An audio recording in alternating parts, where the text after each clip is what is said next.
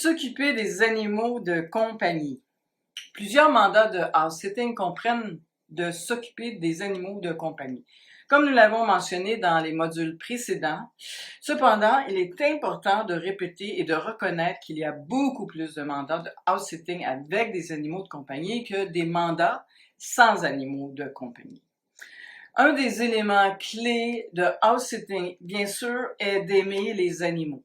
Si vous êtes à la recherche de mandats sans animaux de compagnie, eh bien, vous allez devoir réduire vos possibilités de façon très significative.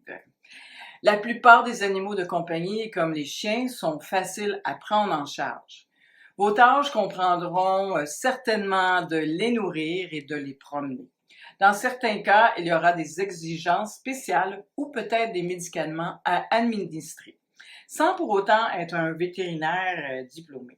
Les chats sont généralement autosuffisants et les principales exigences sont de les nourrir et vous assurer qu'ils ont de l'eau et de les, bien sûr, nettoyer la litière si ceux-ci restent à l'intérieur.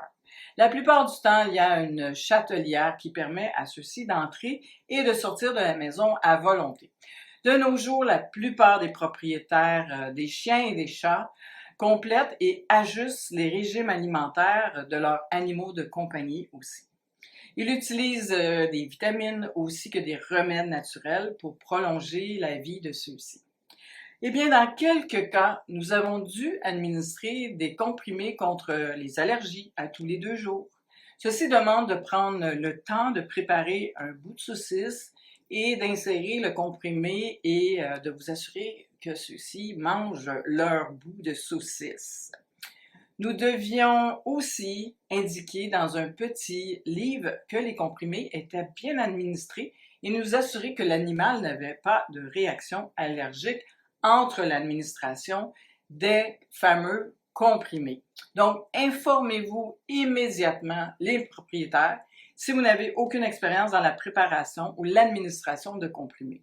Dans un autre cas, nous devions administrer le comprimé directement au fond de la gorge d'un chat.